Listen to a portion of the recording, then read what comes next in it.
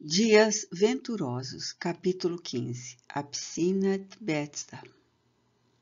A tradição hebraica é rica em símbolos e mensagens. Único povo monoteísta da antiguidade oriental, os hebreus alimentavam-se de esperanças e revelações espirituais. Periodicamente escravizado por nações mais prepotentes e conquistadores mais audaciosos quanto perversos, sempre sofreu a canga do desprestígio e sorveu o vinagre da amargura.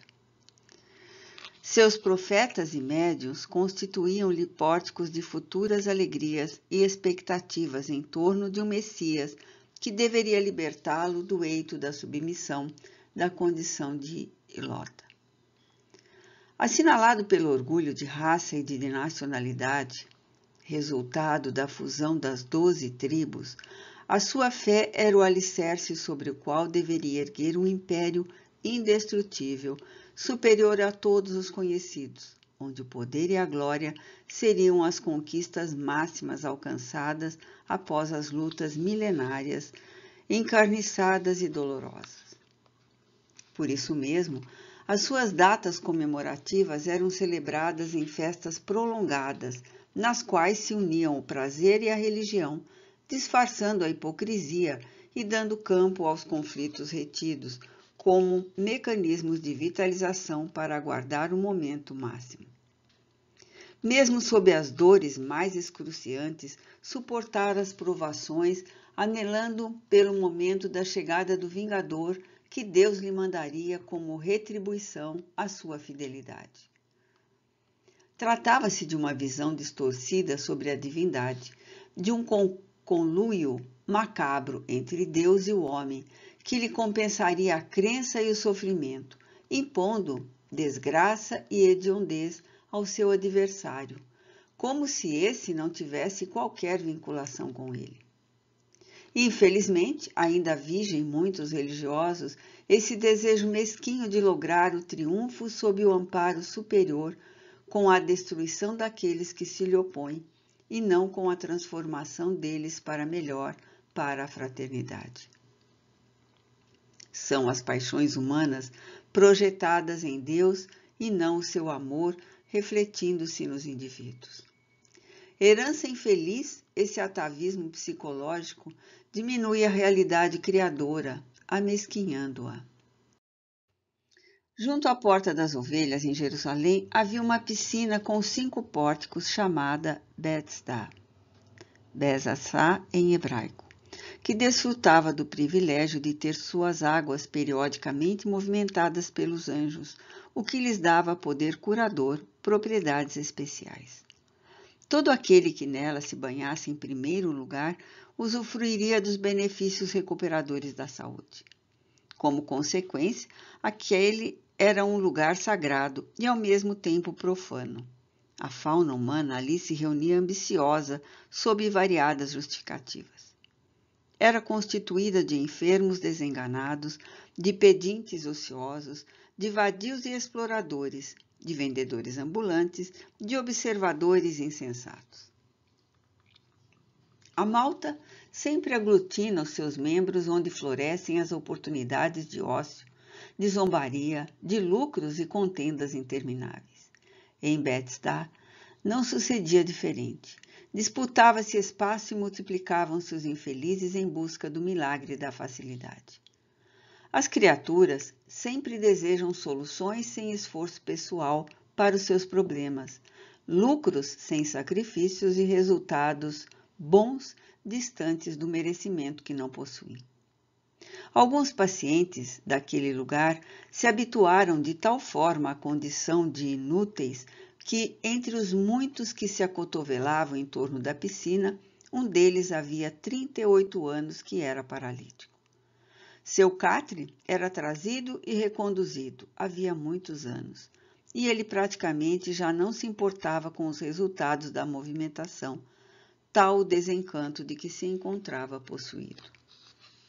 Aqueles eram dias de festas, portanto, maior a soma de curiosos e de doentes que subiam a Jerusalém, passavam ou estacionavam nas áreas da célebre piscina, tumultuada pelo alarido das muitas vozes em dialetos estridentes e diversificados, dos gemidos dos enfermos, da cantilena dos mercadores e, de quando em quando, da confusão decorrente de furtos, de agressões e roubos.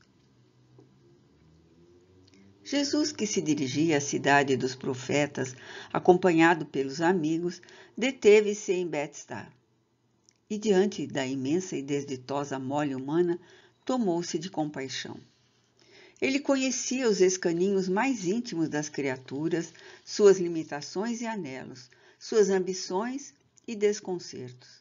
Igualmente estava informado das tradições e crenças, superstições, mitos ancestrais.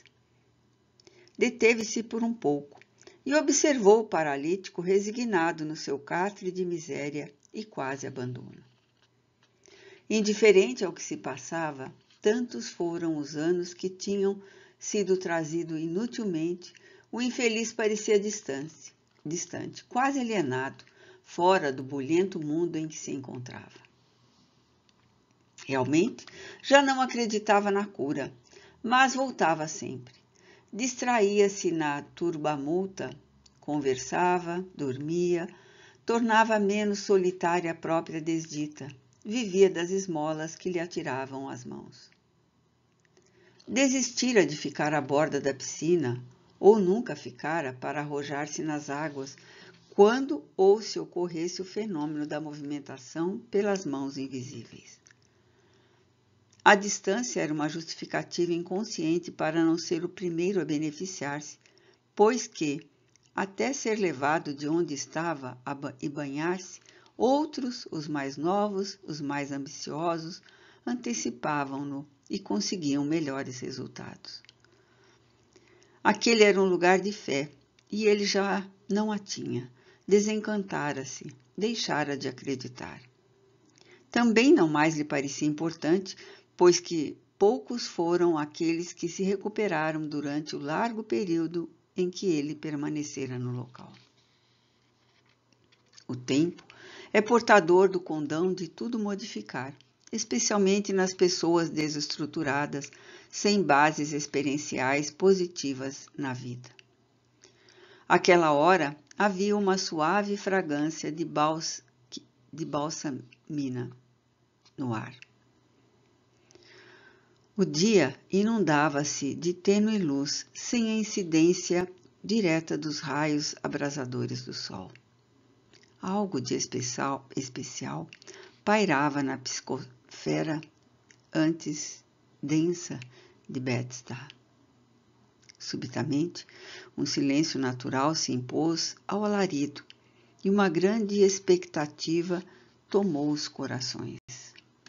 Jesus acercou-se daquele paralítico que expungira nas quase 4 décadas de sofrimentos e limitações todas as suas dores e débitos pregressos e o interrogou.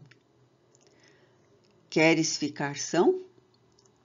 Senhor, respondeu-lhe o enfermo, não tenho ninguém que me lance na piscina quando a água começa a agitar-se, e enquanto eu vou, desce outro antes de mim.